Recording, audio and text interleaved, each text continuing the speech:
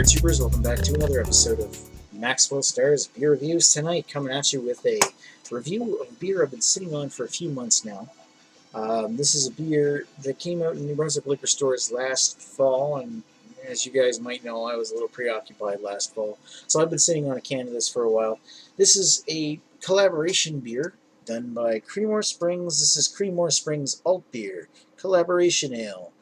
5% ABV, which is an Altbier style, done in collaboration with Schüssel from Dusseldorf.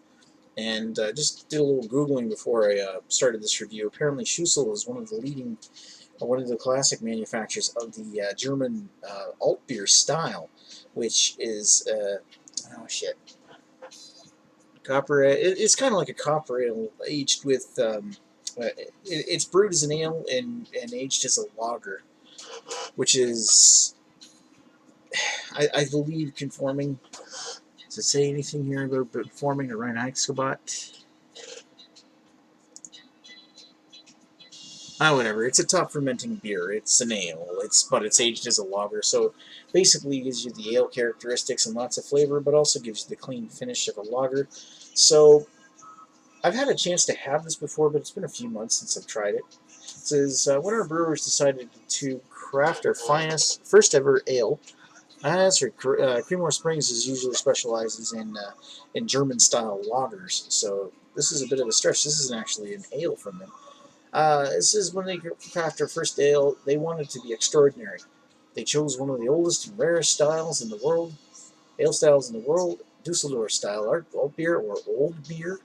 To honor the authenticity of this rare beer style, we collaborated with Schüssel Brewing Institution in Dusseldorf for over 160 years, and one of the 4 original breweries known for this style. There you go. Not only did they share their vast knowledge of making an alt beer, but they also shared their special strain of yeast with us. Oh, that's sweet. True to the style, the result is a dark mahogany-hued beer with roasted nutty malt flavor and intensifying hop finish.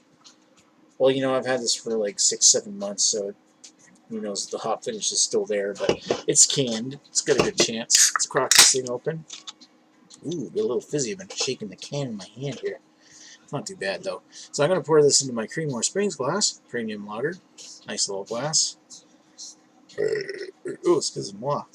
There's that other beer tonight coming back. Now, I can't fit the entire can in there, so I'm just going to take enough to review. So looking at that, wow, lots of carbonation. 3 fingers ahead. And they're not lying where it's a copper beer. It's definitely got that copper color appearance. Kind of almost brassy on the outside and reddish in the inner center. It's perfect copper. That's beautiful. Wow. Nice fine carbonation. It's not very aggressive carbonation. There's enough there to say, hey, it's carbonated, but it's not like it's streaming, and it's not like it's flat either. So it's, yeah, you know what? That is a gorgeous looking beer. That is really nice looking. That is pretty. I like that. Let's give it a sniff. Ooh. First impression I get is dust. There's a lot of head on top of this. But underneath that, you get almost, it's not so much copper coin, but it almost leans towards things that really are associated with copper coin. It's not so much metallic, but you get that mild sweetness, and it blends in with this. It's almost like dusty caramel. But I know it's not dust, and I'm not saying that's a bad thing, because it's not. That's just how it smells. It's got this light, very mild copper. It's got this light, very mild caramel kind of smell to it. And maybe a little bit of red fruit. There's not a lot there, but what it is, it smells interesting. So, why don't we give it a taste? Cheers.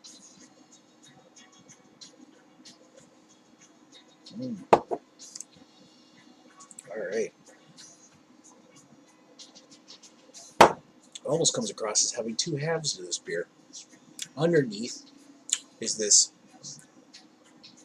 caramel, red fruit, bread, almost a subtle tartness, almost like sourdough maybe. Whereas on top, you've got the carbonation, that dust, earth, and the copper coin. You know, that kind of herbal bitterness that comes with using a noble hop. I'm not exactly sure what hop they used for this, but it's definitely something noble. Of course, I wouldn't doubt Creemore Springs in that department anyway. They generally stay true to the style. It does finish dry. It leaves a lingering, like sucking on a penny kind of taste in your mouth.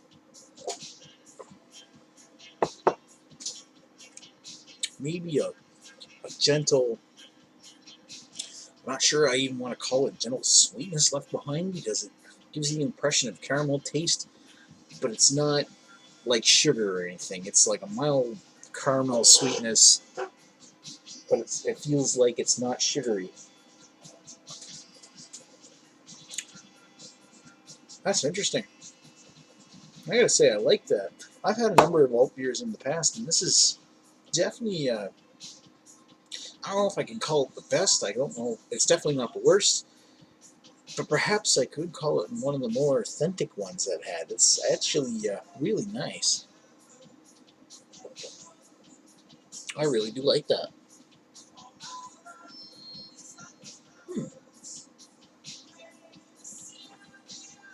It's not a super heavy body. It's not thin either.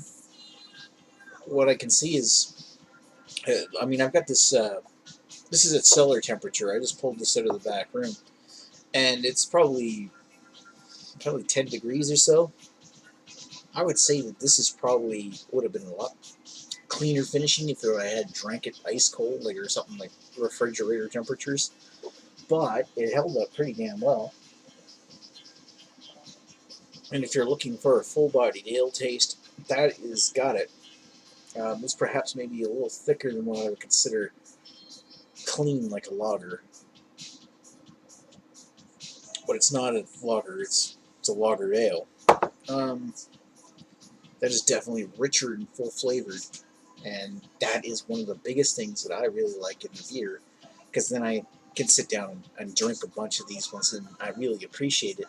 Because, I mean, I'm personally not someone who would drink tons of beers just for the sake of getting drunk. Part of it's being a cheap drunk, so, but when it comes to drinking beer, I usually have my selection where I like to sit down and I'll buy like 6 beer or something, 6 different ones to try, and that'll be my evening or something. And when it comes to beers I would choose for that, this is certainly one of them. If I wanted an Altbier, it's inexpensive.